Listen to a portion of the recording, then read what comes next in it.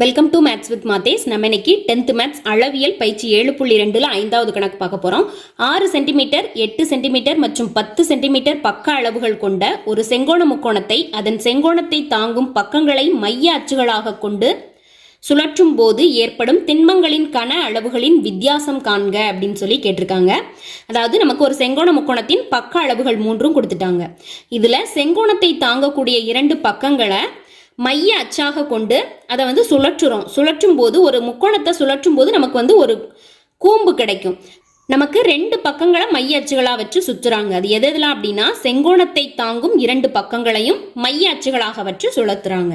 So நமக்கு கொடுக்கப்பட்ட முக்கோணம் ஒரு செங்கோண முக்கோணம். இந்த செங்கோண முக்கோணத்தில் அளவுகளை ஃபஸ்ட்டு எப்படி மார்க் பண்ணுவோம் அப்படின்னா, இருக்கிறதுலே அதிக மதிப்பு எதுக்கு இருக்கும் அப்படின்னா கர்ணத்துக்கு தான் இருக்கும். ஸோ செங்கோணத்துக்கு எதிராக இருக்கக்கூடிய பக்கத்துக்கு உயர்ந்த மதிப்பு உள்ள பக்க அளவு இருக்கும். ஸோ 10 சென்டிமீட்டர் இங்கே வரும், இங்கே 8 சென்டிமீட்டர், இங்கே 6 சென்டிமீட்டர் இருக்குது அப்படின்னு எடுத்துக்கிட்டோம் அப்படின்னா இந்த செங்கோண முக்கோணத்துக்கு ஏபிசின்னு பெயர் இட்டுக்கிறோம்.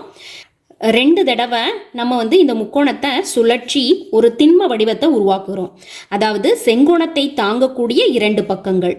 அப்போ செங்கோணம் இங்கே தான் இருக்குது. ஸோ செங்கோணத்தை தாங்கக்கூடிய 2 பக்கங்கள் இது ரெண்டும். ஏபிங்கிற பக்க அளவு, அதாவது செங்கோணத்தை தாங்கக்கூடிய ஒரு பக்கமான 8 சென்டிமீட்டருங்கிற ஏபிங்கிற பக்கத்தை மையமாக வச்சு நம்ம சுற்றும் போது இங்கே ஒரு கூம்பு உருவாகுது. ஸோ இந்த கூம்புக்கு ஆரம் 6 சென்டிமீட்டர், உயரம் 8 சென்டிமீட்டர்.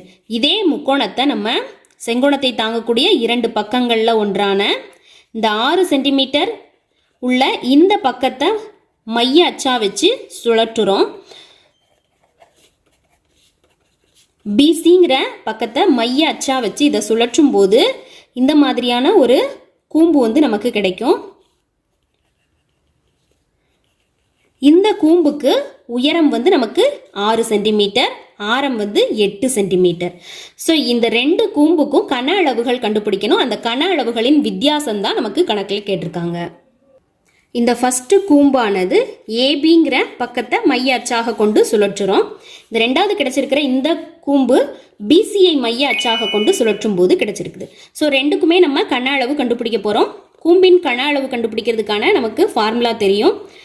கூம்பின் கன அளவு கண்டுபிடிக்கிறதுக்கான ஃபார்முலா நமக்கு தெரியும். 1/3 πr²h. ஃபஸ்ட்டு ஏபிஐ மைய அச்சாக கொண்டு சுழற்றும் போது உருவாகும் கூம்பின் கன அளவை V1 அப்படின்னு சொல்லி எடுத்துக்கிறோம். V1 கண்டுபிடிக்கிறதுக்கான formula 1/3 πr1²h1. ஸோ 2க்குமே ஆரம் மற்றும் உயரம் தனித்தனியாக இருக்கும். ஸோ நம்ம r1h1 எடுத்துருக்கிறோம். இப்போ மதிப்புகளை பிரதியிடலாம். 1/3 பெருக்கல் 22/7 பெருக்கல் ஃபஸ்ட்டு கூம்பில் ஆரமானது 6 சென்டிமீட்டர், உயரமானது 8 சென்டிமீட்டர். ஸோ ஆரை 2 தடவை எழுதிக்கிறோம், உயரம் 8. இப்போ நம்ம சுருக்கிறோம். 1 3 3 2 3ஆக 6. ஸோ இப்போ அனைத்து மதிப்புகளையும் பெருக்கி 7ஆல் வகுக்கிறோம். ஸோ 22 2ஆல் பெருக்கும்போது 44 கிடைக்கும். ஸோ 44 6 48, 48ஆல் பெருக்கிறோம். ஸோ 1 8 4 8 32க்கு 2 மீதி 3, 4 8 32 ப்ளஸ் 3 35, 4 16க்கு 6 மீதி 1, 4 16 1 17. ஸோ 2 11க்கு 1, 11க்கு 1 2. ஸோ 2112 7ஆல் வகுக்கிறோம். வகுக்கும்போது 1 7 3 7 21, 1 வகுபடாது. ஸோ 0. இப்போ 2 டிஜிட்டை எடுக்கும்போது 12ஆக கிடைக்கும். ஸோ 1 7 7 மீதி 5 கிடைக்கும். ஸோ புள்ளி வச்சு 0 சேர்த்தோம் அப்படின்னா 50ஆக மாறும்.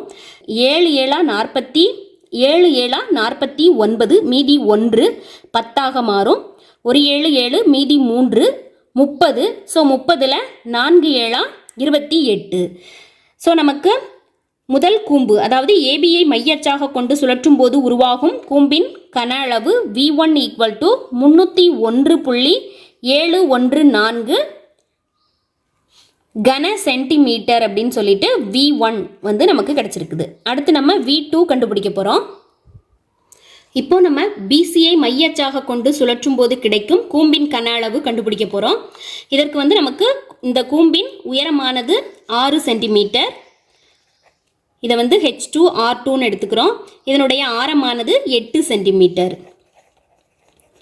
ஸோ கன அளவுக்கான ஃபார்முலாவில் பிரதிடுறோம். 1/3 பெருக்கல் 22/7 பையின் மதிப்பு. R2வின் மதிப்பு 8. R2 ஸ்கொயர்னு இருக்கிறதுனால 2 தடவை எழுதிக்கிறோம். H2வின் மதிப்பு 6. ஸோ 3ஆல் வகுக்கும்போது 2 3 6. இப்போ மீதி இருக்கிற மதிப்புகளெல்லாம் நம்ம பெருக்கிறோம். 22ஐயும் 2ஐயும் பெருக்கும்போது 44. 8 8 64. ஸோ 4 16க்கு 6, மீதி 1, 4 16 1 17. 6 4 24, 4 மீதி 2, 6 4 24 2 26. ஸோ 6 11க்கு 1, மீதி 1, 7 1 8 2. ஸோ 2816 கீழே இருக்கக்கூடிய 7ஆல் வகுக்கிறோம். ஒரு 7 4 7 28. 1 வகுபடாது, 0 16ஆக மாறும். ஸோ 2 7 14, மீதி 2. ஸோ புள்ளி வச்சு 0 சேர்க்கும்போது 20ஆக மாறும். 2 7 14, மீதி 6 60. 60ல் 8 7 56, மீதி 4 40ஆக மாறும். ஸோ 5 7 35. ஸோ நமக்கு கன அளவு என்ன கிடைச்சிருக்குது அப்படின்னா 402.285 கன சென்டிமீட்டர்னு சொல்லி கிடைச்சிருக்குது. ஸோ இது வந்து நமக்கு கிடைச்சிருக்கிற கன அளவு V2. ஸோ நமக்கு கேட்டிருக்கிறது கன அளவுகளின் வித்தியாசம். ஸோ இதில் பெரிய மதிப்பிலிருந்து சின்ன மதிப்பை நம்ம கழிக்க போகிறோம்.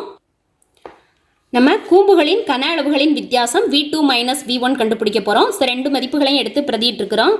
402.285லிருந்து 301.714 கழிக்கிறோம். 5 மைனஸ் 4 1, 8 மைனஸ் 1 7. அடுத்து இங்கே 2லிருந்து கழிக்க முடியாது. ஸோ 12லிருந்து 7 கழிக்கும் போது 5 கிடைக்கும். 1 மைனஸ் 1 0, 0 மைனஸ் 0 0, 4 மைனஸ் 3 1. ஸோ நமக்கு மதிப்பு 100.571 அப்படின்னு சொல்லிட்டு கன சென்டிமீட்டர், அதாவது கூம்புகளின் கன அளவுகளின் வித்தியாசம் நமக்கு இப்படி கிடைச்சிருக்குது. நமக்கு கணக்கில் செங்கோண முக்கோணத்தின் பக்க அளவுகள் கொடுத்துட்டாங்க.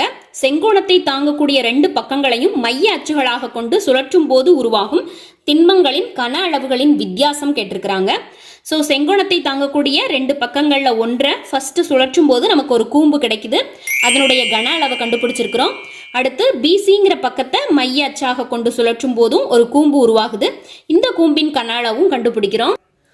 2 கூம்புகளின் கன அளவுகளையும் கண்டுபிடிச்சதுக்கு அப்புறமாக கூம்புகளின் கன அளவுகளின் வித்தியாசம் கண்டுபிடிக்கும் போது நமக்கு ஆன்சர் இந்த மாதிரி கிடைக்குது.